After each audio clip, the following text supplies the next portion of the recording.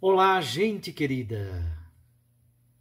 Hoje é sexta-feira, dia 5 de março. Estamos praticamente concluindo mais uma semana do nosso período quaresmal. O texto do Santo Evangelho de hoje é de Mateus 21, do versículo 33 até o versículo 46. Assim diz o texto do Santo Evangelho. Naquele tempo, dirigindo-se Jesus aos chefes dos sacerdotes e aos anciãos do povo, disse-lhes: Escutai esta outra parábola. Certo proprietário plantou uma vinha, pôs uma cerca em volta, fez nela um lagar para esmagar as uvas e construiu uma torre de guarda. Depois arrendou-a a vinhateiros e viajou para o estrangeiro. Quando chegou o tempo da colheita, o proprietário mandou seus empregados aos vinhateiros para receber seus frutos. Os vinhateiros, porém, agarraram os empregados, espancaram a um, mataram o outro e ao terceiro apedrejaram. O proprietário mandou de novo outros empregados, em maior número do que os primeiros, mas eles os trataram da mesma forma. Finalmente, o proprietário enviou-lhes o seu filho, pensando: ao meu filho eles vão respeitar. Os vinhateiros, porém, ao verem o filho, disseram entre si: este é o herdeiro. Vinde, vamos matá-lo e tomar posse da sua herança. Então agarraram o filho, jogaram-no para fora da vinha e o mataram. Pois bem, quando o dono da vinha voltar, o que fará com esses vinhateiros? Os sumos sacerdotes e os anciãos do povo responderam: com certeza mandará matar de modo violento esses perversos e arrendará a vinha a outros vinhateiros, que lhe entregarão os frutos no tempo certo. Então Jesus lhes disse: vós nunca lestes nas Escrituras: a pedra que os pedreiros rejeitaram tornou-se a pedra angular. Isto foi feito pelo Senhor e é maravilhoso aos nossos olhos. Por isso eu vos digo: o reino de Deus vos será tirado e será entregue a um povo que produzirá frutos. Os sumos sacerdotes e fariseus ouviram as parábolas de Jesus e compreenderam que Jesus estava falando deles. Procuraram prendê-lo, mas ficaram com medo das multidões, pois elas consideravam Jesus um profeta. Palavra da salvação. Glória a vós, Senhor. Minhas irmãs e meus irmãos, está aí esse texto tão belo da Sagrada Escritura. Nele, nós temos uma primeira parábola, a parábola conhecida como parábola dos vinhateiros homicidas, isto é, aqueles que trabalham na roça, numa vinha, e que mataram não somente o filho, mas mataram também outros empregados do pai. Daqui a pouco voltaremos ao tema. Portanto, aqui temos uma história, uma parábola tirada claramente do ambiente agrícola. São metáforas agrícolas, imagens tiradas da roça, de uma plantação de uva, de uma vinha. Mas Jesus também, a partir dos Salmos, no versículo 42, ele utiliza uma imagem provinda da construção civil, da arquitetura. A imagem da pedra, que foi rejeitada, jogada fora pelos pedreiros, mas que se tornou a pedra principal da construção, a pedra angular. Então percebam, temos duas imagens, duas histórias bonitas, a vinha e a pedra.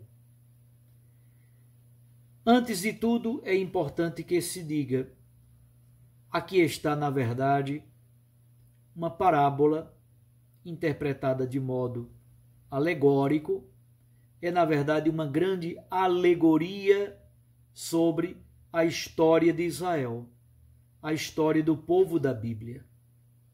Vamos então compreender melhor o que está em jogo. Primeira coisa, é importante que você conheça o famoso Cântico da Vinha, que está em Isaías capítulo 5. Se você nunca leu o Cântico da Vinha, de Isaías capítulo 5, pause agora o vídeo, dê uma pausa no vídeo, pegue a sua Bíblia e vá lá em Isaías capítulo 5 procurar o Cântico da Vinha. A primeira parte toda, Jesus é inspirado por esse texto de Isaías. Um proprietário plantou uma vinha. Lá em Isaías se diz que ele escolheu a melhor encosta, procurou cepas selecionadas de uva, limpou, tirou as pedras, organizou tudo, construiu um lagar.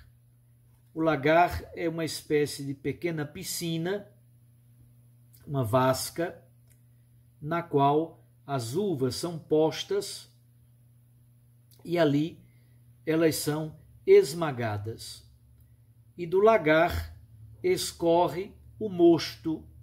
O mosto é o sumo da uva, o suco da uva escorre e ali começa depois o processo de fermentação para se transformar em vinho.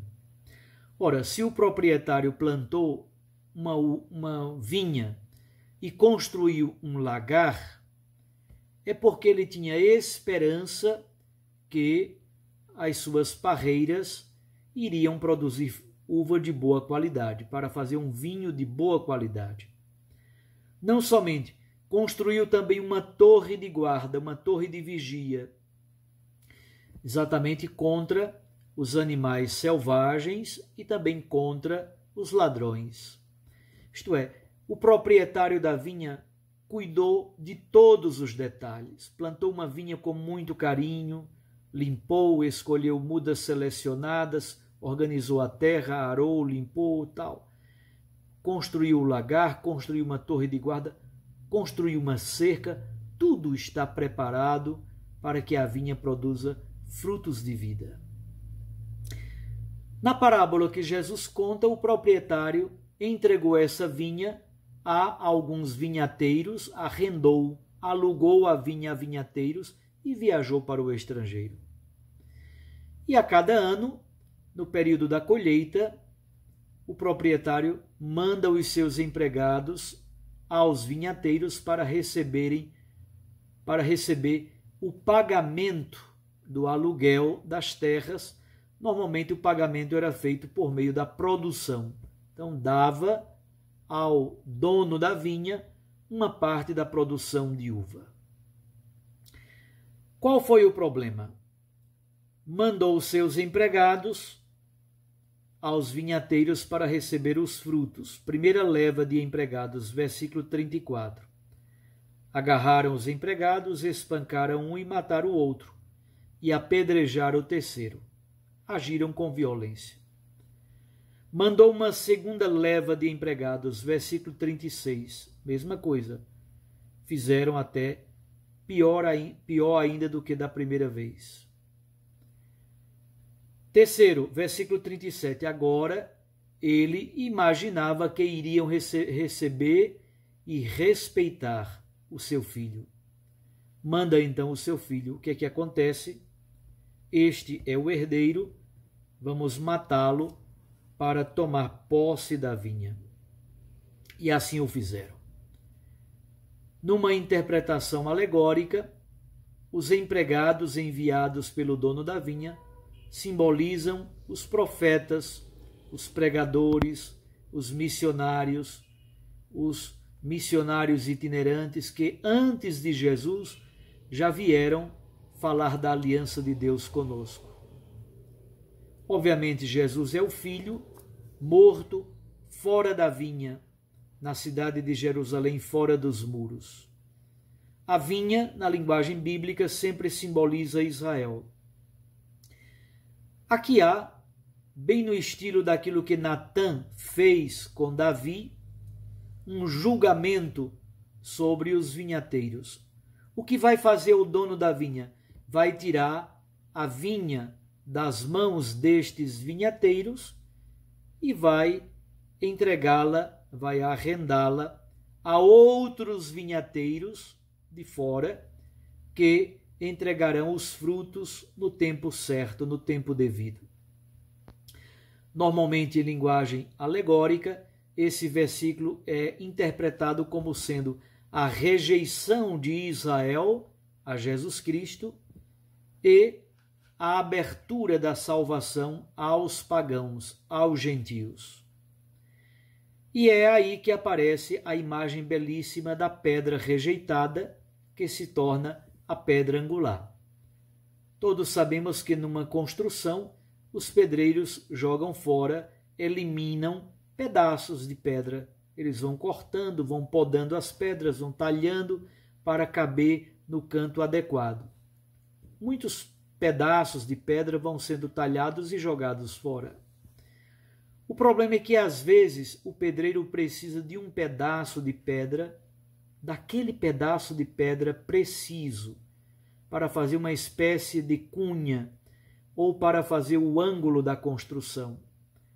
Aqui, tanto pode-se pensar no ângulo reto de 90 graus da construção, e aí você precisa de uma pedra adequada para ser a cabeça do ângulo, para fazer o ângulo para a direita e o ângulo para a esquerda. Então tem que ser a pedra adequada, que muitas vezes já foi jogada fora pelos pedreiros. Ou se pode pensar também na pedra do arco, para ser uma espécie de cunha que vai fixar toda a construção. Não vem aqui ao caso fazer longas discussões técnicas sobre isso. Fundamentalmente, o que está em jogo é: Jesus é a pedra rejeitada. Jesus é a pedra que foi jogada fora pelos pedreiros de Israel. Jesus foi jogado no lixo, morto fora da vinha, fora dos muros de Jerusalém. Mas, ao mesmo tempo, pelo poder da ressurreição, Jesus se torna a pedra angular. A pedra que os construtores rejeitaram, morto na cruz, fora dos muros de Jerusalém, esta se tornou a pedra angular. Jesus assim declara qual é o seu poder, de onde vem a fonte do seu poder. O poder de Jesus vem da cruz. O poder de Jesus é aquele que provém da pedra rejeitada, a pedra que se torna pedra angular. O Filho crucificado é também o Filho de Deus ressuscitado. Como diz São Paulo na primeira carta aos Coríntios, a cruz é loucura, é fraqueza para os sábios e pretensamente poderosos deste mundo, mas se torna poder de Deus e se torna sabedoria de Deus, que salva os homens e as mulheres, destruindo o pecado, destruindo a morte, destruindo a condenação eterna. Acolhamos a pedra rejeitada, acolhamos o filho jogado para fora da vinha e crucificado como criminoso. Daí nasce o poder salvífico que brota do coração de Deus. E assim, preparemo-nos bem para vivenciar a Páscoa de Jesus, que é exatamente a força desse mistério pascal, da cruz e da ressurreição. Um abraço a você, até amanhã, se Deus assim nos permitir. Fique com Deus e sua Mãe Maria Santíssima, em nome do Pai, e do Filho, e do Espírito Santo. Amém. Um abraço, até amanhã.